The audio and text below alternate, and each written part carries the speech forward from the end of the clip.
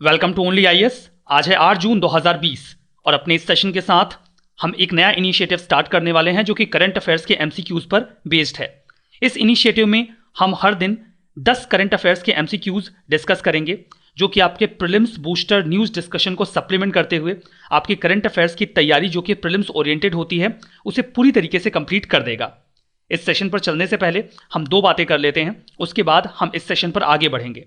सबसे पहले तो इस सेशन का ऑब्जेक्टिव क्या है। ये जो इनिशिएटिव है इसका ऑब्जेक्टिव ये है कि आप पूरे साल बहुत सारा करंट अफेयर्स पढ़ते हैं, आप द हिंदू एडिटोरियल डिस्कशन सुनते हैं, प्रीलिम्स बूस्टर न्यूज़ डिस्कशन सुनते हैं। अगर हम प्रीलिम्स की बात करें तो पूरे साल आपने बहुत सारा करंट अफेयर्स पढ़ा होता है और जब एग्जाम नज़दीक आता है तो आप आनन फानन में एमसीक्यू सॉल्व करना शुरू करते हैं। लेकिन चूंकि साल भर में बहुत सारा करंट अफेयर्स इकट्ठा हो चुका होता है तो ऑल ऑफ सडन आप बहुत सारा एमसीक्यू सॉल्व करने की कोशिश करते हैं। कई बार तो ये पॉसिबल नहीं हो पाता और कई बार अगर ये पॉसिबल हो भी पाता है तो इसमें इफिशियंसी बहुत कम होती है। बहुत सारे एमसीक्यू सॉल्व करने के बाद भी आपके प्रीलिम्स में क्वेश्चंस के गलत होने की संभावना बनी रहती है क्योंकि आपने सब कुछ इकट्ठा किया होता है। अगर आप ये काम धीमे धीमे करते रहें तो सबसे पहले तो आपके ऊपर कोई बर्डन नहीं आएगा जब एग्जाम क्लोज होगा, नज़दीक होगा। और दूसरी बात कि जब आप कोई काम धीमे धीमे कर रहे होते हैं तो उसमें इफिशियंसी का लेवल बहुत हाई होता है। आप जो कुछ भी प्रीलिम्स बूस्टर न्यूज़ डिस्कशन में पढ़ रहे हैं ये उसे पूरी तरीके से सप्लीमेंट कर देगा और आपने जो कुछ भी पढ़ा होगा आप उस पर एमसीक्यू सॉल्व करते चले जाएंगे, आपके टॉपिक्स पूरी तरीके से तैयार हो जाएंगे। दूसरी बात कि क्या ज़रूरी है, किस चीज़ की ज़रूरत है। देखिए, कोई भी इनिशिएटिव सक्सेसफुल तभी हो सकता है जब आप उस पर बहुत तल्लीनता के साथ मेहनत करें। मैं अपनी तरफ से पूरी जी जान लगा के अच्छी क्वालिटी के क्वेश्चंस बनाऊंगा और उन्हें बेहतर तरीके से डिस्कस करने का प्रयास करूंगा, लेकिन ज़रूरी ये होगा कि आप इस सेशन में एक्टिवली पार्टिसिपेट करें। एक्टिवली पार्टिसिपेट करने का मतलब ये है कि जिस प्रकार से आप regularly the Hindu editorial discussion के साथ बने रहते हैं, प्रीलिम्स बूस्टर न्यूज़ डिस्कशन के साथ बने रहते हैं, वैसे ही आप इसे उसी का एक हिस्सा मानते हुए इसके साथ जुड़े रहें। 10 एमसीक्यूज बहुत कम समय में आपके कवर हो जाएंगे और इससे आपका टॉपिक कंसोलिडेट हो जाएगा। एट द सेम टाइम जब हम एमसीक्यूज सॉल्व करेंगे तो मैं आपको थोड़ा सा समय दूंगा जिस समय में आपको यह सोचना होगा कि आपका जो जवाब है वो इस एमसीक्यू पर क्या है। और जब हमारा ये सेशन समाप्त होगा तो आपको कमेंट बॉक्स में पूरी ईमानदारी से यह बताना है कि आपने आज कितने एमसीक्यू सही कर लिए हैं। अगर आपका एक भी क्वेश्चन सही नहीं होता है तो मुझे कोई आपत्ति नहीं है, आप लिखिए कि सर आज मेरा कोई भी क्वेश्चन सही नहीं हुआ, मेरे सारे गलत हो गए।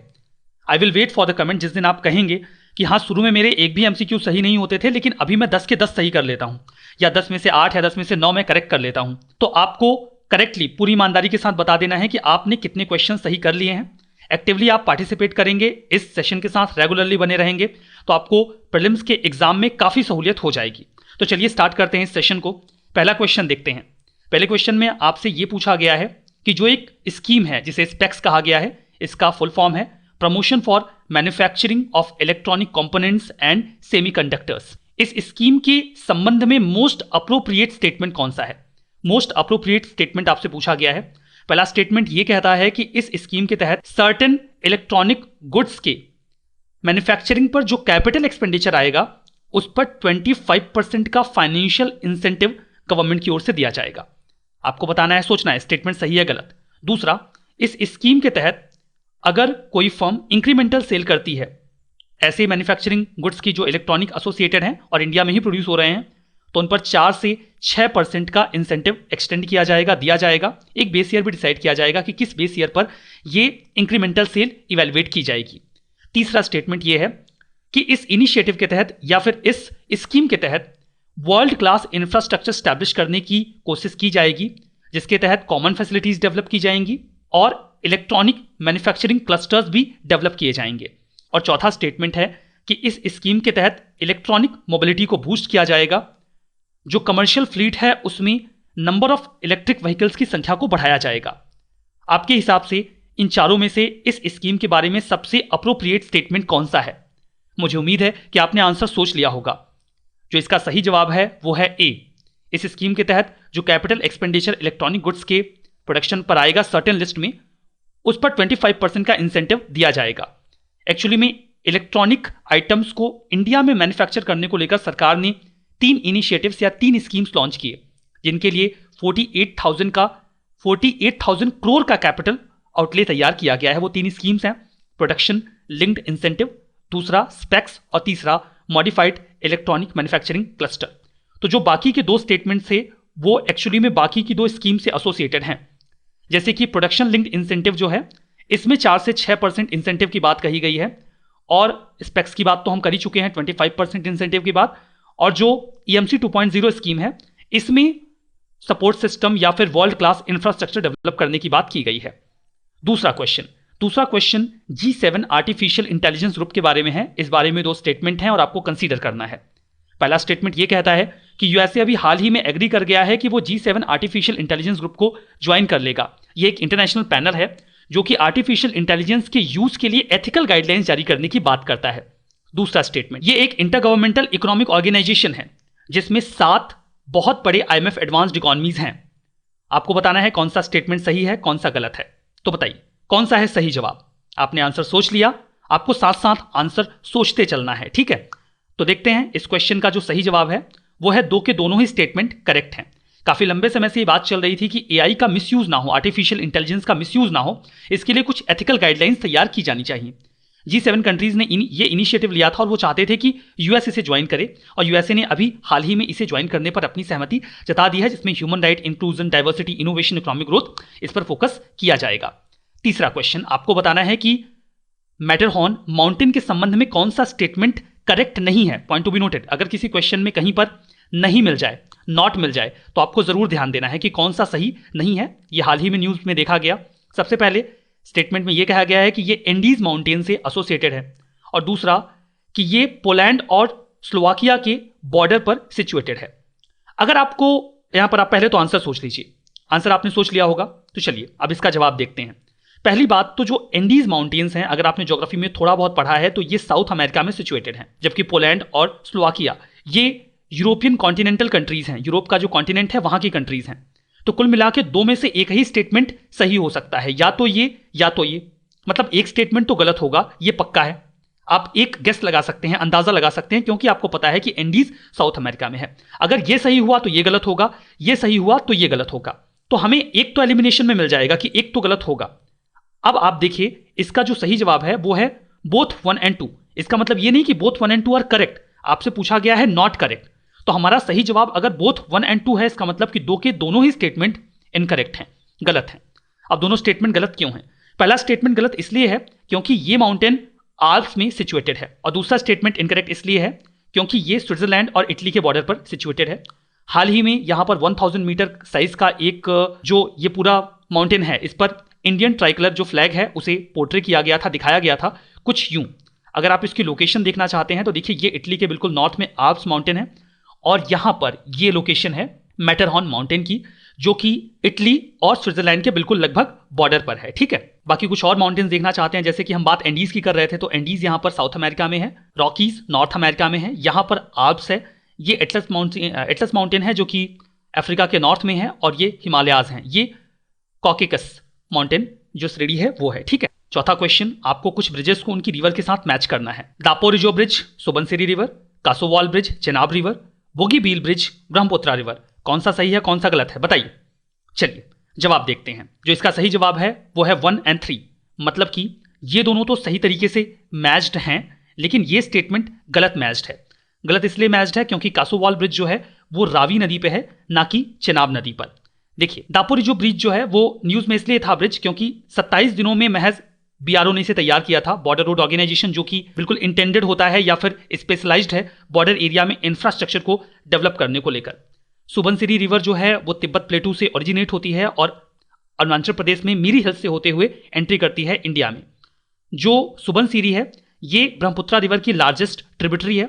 कुछ ट्रिब्यूटरीज को आप इस मैप में देख सकते हैं, ये सुबनसिरी रिवर है जो कि आके मिल रही है ब्रह्मपुत्रा में। कुछ और भी ट्रिब्यूटरीज हैं जो कि ब्रह्मपुत्रा से मिलती हैं, जैसे कि ये दिबांग है, ये लोहित है, ये दीखू है, ये धनसिरी है, यहाँ पर कालांग है, ये है कामिंग, कामिंग पर क्वेश्चन पूछा जा चुका है, और ये है मानस, ये है शंकोस, और ये है तीस्ता। अगला क्वेश्चन, आपको PM स्वनिधि के बारे में ये स्टेटमेंट कंसीडर करने हैं। पहला स्टेटमेंट ये है कि ये special micro credit facility scheme है जो कि अफोर्डेबल लोन्स प्रोवाइड करवाता है स्ट्रीट वेंडर्स को। दूसरा ये है कि इसमें जो वेंडर्स हैं वो 10,000 रुपए तक का लोन ले सकते हैं, जिन्हें 1 साल की इंस्टॉलमेंट में जमा करना होगा। बताइए सही जवाब क्या है? इसका जो सही जवाब है वो है C, both 1 and 2 are correct. Lockdown की वजह से काफी नुकसान हुआ है स्ट्रीट वेंडर्स को, तो उन्हें एक सहूलियत दी गई है कि वो 10,000 रुपए तक का लोन ले सकते हैं, जिसे वो आराम से चुका सकते हैं। इससे जो उनकी एक्टिविटीज़ हैं वो किक स्टार्ट हो जाएंगी, उन्हें थोड़ी मदद मिल जाएगी। और अगर वो 7%, अगर वो अपना जो इंटरेस्ट रेट है वो लगातार टाइमली पे कर देते हैं तो 7% एनुअल इंटरेस्ट रेट उन्हें सब्सिडी के तौर पे वापस से मिल जाएगा, और ये लोन उन्हें विदाउट कोलेटरल मिलेगा। ठीक है, अगला स्टेटमेंट, आपको माइक्रो स्मॉल मीडियम एंटरप्राइजेस के बारे में स्टेटमेंट कंसीडर करना है। पहला स्टेटमेंट कहता है कि 200 करोड़ इन्वेस्टमेंट और 500 करोड़ टर्न ओवर की जो कंपनीज हैं उन्हें मीडियम एंटरप्राइज की कैटेगरी में रखा गया है। दूसरा ये कहता है कि 50,000 करोड़ का जो इक्विटी इन्फ्यूजन है उसका प्रपोजल भी यहां पर रखा गया है। आपको बताना है कौन सा स्टेटमेंट सही है, कौन सा गलत है। आपने जवाब सोच लिया तो अगर आपने ये पैरामीटर्स पढ़े हैं तो आपको ये तो याद होना चाहिए कि जो मैक्सिमम लिमिट रखी गई है वो 250 करोड़ की रखी गई है। तो अगर यहां पे 500 आ गया तो ये अपने आप ही गलत हो जाएगा, और 200 करोड़ की तो कहीं पर कोई बात ही नहीं है। तो पहला स्टेटमेंट तो पूरी तरीके से गलत है। सही जवाब है ओनली 2 इज करेक्ट। यहां पर देखिए नए पैरामीटर्स के बारे में बताया गया है कि माइक्रो स्मॉल और मीडियम एंटरप्राइजेस का जो क्राइटेरिया है वो कैसे चेंज हो गया है। पहले माइक्रो जो कैटेगरी के होते थे एंटरप्राइजेस वो 25 लाख से 25 लाख कैपिटल और 10 लाख टर्नओवर पर होते थे, अब वो 1 करोड़ एंड 5 करोड़ पे हो गए हैं। स्मॉल एंटरप्राइजेस 10 करोड़ कैपिटल और 50 करोड़ टर्नओवर पर हो गए हैं, और जो मीडियम एंटरप्राइजेस हैं वो 50 करोड़ कैपिटल और 250 करोड़ टर्नओवर पर हो गए हैं। अब यहां पर लैक में कुछ रहा नहीं है। पहले लैक में हुआ करता था माइक्रो का, लेकिन अब सब करोड़ में आ गया है, तो याद रखने की आवश्यकता है। अगला question, national air quality index के क्या बेनिफिट्स होते हैं, आपको बेनिफिट्स बताने हैं। पहला कि ये एयर क्वालिटी की कंडीशन को मेजर करता है डिफरेंट लोकेशंस पर, ये फॉल्टी स्टैंडर्ड्स के बारे में आइडेंटिफिकेशन कर लेता है और मॉनिटरी प्रोग्राम कैसे अच्छे से वर्क कर रहे हैं या नहीं ये बता देता है। ये ऐसे लोगों के लिए काफ़ी यूजफुल है जो कि कई तरीके की बीमारियों से ग्रसित हैं जो एयर पोल्यूशन से एसोसिएटेड है। अगर आप देखेंगे तो आपको जवाब समझ में आ गया होगा। अगर आपने इसका आंसर आइडेंटिफाई किया है तो ठीक है, नहीं तो इसका सही जवाब है ऑल आर द करेक्ट। बिल्कुल जनरल स्टेटमेंट्स हैं, स्वाभाविक सी बात है कि इससे क्वालिटी इंडेक्स है तो एयर की क्वालिटी तो बताएगा ही। क्वालिटी स्टैंडर्ड्स ऐसे पता चल जाते हैं कि आप अगर इनिशिएटिव ले रहे हैं तो ये क्वालिटी पैरामीटर में जो इंडेक्स है इसमें ये दिख क्यों नहीं रहा है कि आपके जो स्टैंडर्ड्स हैं उसके मुताबिक जो एयर क्वालिटी है वो सही हो रही है। ठीक है, तो जनरल इसका जो बहुत ही जनरल स्टेटमेंट्स हैं आप आसानी से आइडेंटिफाई कर पाएंगे। यहां पर कुछ बेनिफिट्स बताए गए हैं, ये वही बेनिफिट्स हैं जिन पर हम स्टेटमेंट्स में चर्चा कर रहे थे। अगला क्वेश्चन, आपको इन 4 स्टेटमेंट्स की मदद से वाइल्ड लाइफ सेंचुरी को आइडेंटिफाई करना है। ये जो वाइल्ड लाइफ सेंचुरी है वो डिब्रूगढ़ में लोकेटेड है, आसाम के तिनसुकिया डिस्ट्रिक्ट में। दूसरा कि यह इस सेंचुरी को जयपुर रेन फॉरेस्ट के नाम से भी जाना जाता है। National board for wild life ने अभी हाल ही में यहां पर कोल माइनिंग के कुछ प्रोजेक्ट्स को अप्रूवल दे दिया है, रिकमेंड किया है। इनफैक्ट इट्स रिकमेंडेशन, रिकमेंड किया है। और चौथा, यहां पर डेसिडुअस रेन फॉरेस्ट पाए जाते हैं जो कि सेमी एवरग्रीन और लस ग्रीन फ्लोरा जो है वो भी वहां पर अवेलेबल होता है। तो आपको बताना है कि ये कौन सा वाइल्ड लाइफ सेंचुरी है। Koundinya wildlife sanctuary, Pakhui wildlife sanctuary, Dehing Patkai wildlife sanctuary, Mehao wildlife sanctuary. सही जवाब आइडेंटिफाई करना है। इसका सही जवाब है Dehing Patkai wildlife sanctuary. ये न्यूज में इसीलिए था क्योंकि अभी यहीं पर रिकमेंडेशन आया है कि यहां पर कोल माइनिंग को स्टार्ट किया जाए। ठीक है, बाकी जो इसके फीचर्स हैं या फिर जो इसके बारे में मुख्य बातें हैं वो इस स्टेटमेंट में ऑलरेडी अवेलेबल है। ठीक है, अगला क्वेश्चन, SPIC मैके ये एक इंटरनेशनल कन्वेंशन है, कई बार न्यूज में देखा गया है। किससे रिलेटेड है? रिलीजियस माइनॉरिटीज के प्रोटेक्शन को लेकर, इंडियन क्लासिकल म्यूजिक और कल्चर को यंगस्टर्स में प्रमोट करने को लेकर, क्रिटिकली इंडेंजर्ड गैंगेटिक डॉल्फिन्स के कंजर्वेशन को लेकर, या फिर रिफ्यूजीज को ह्यूमन राइट के बारे में अवेयर करने को लेकर। इसका सही जवाब है बी। तो आपको जो आंसर है वो आइडेंटिफाई करते चलना है। नेक्स्ट क्वेश्चन, आपको बताना है कि मार्केट इंटरवेंशन स्कीम का कौन सा फीचर सही है। पहला स्टेटमेंट कि मार्केट इंटरवेंशन एक तरीके का प्राइस सपोर्ट मैकेनिज्म है जिसे ग्राम पंचायत की रिक्वेस्ट पर इंप्लीमेंट किया जाता है। यहां पर जो पेरिसेबल और हॉर्टिकल्चर कमोडिटीज हैं अगर उनके प्राइसेस गिर जाते हैं तो सरकार उन्हें खरीदती है। तीसरा, department of agriculture and cooperation इस प्रोग्राम को इंप्लीमेंट करने की एक एजेंसी है, इस स्कीम को इंप्लीमेंट करती है। तो सही जवाब बताइए।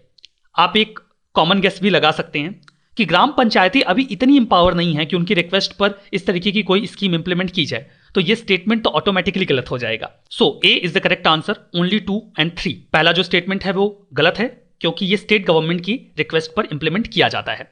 होपफुली आपने क्वेश्चंस को सॉल्व करने का प्रयास किया होगा। बाकी ओनली आईएएस पर कुछ कोर्सेज अवेलेबल हैं like DPP dedicated prelims program, PSIR और सोशियोलॉजी ऑप्शनल भी अवेलेबल है, और करंट अफेयर्स की टेस्ट सीरीज भी अवेलेबल है। अगर आप इन इनिशिएटिव्स को अवेल करना चाहते हैं तो आप video.unias.in पर जाकर इन्हें अवेल कर सकते हैं। तो आज का ये सेशन यहां पर समाप्त होता है। आपने कितने क्वेश्चन सही सॉल्व किए ये बताना मत भूलिएगा। Thank you very much.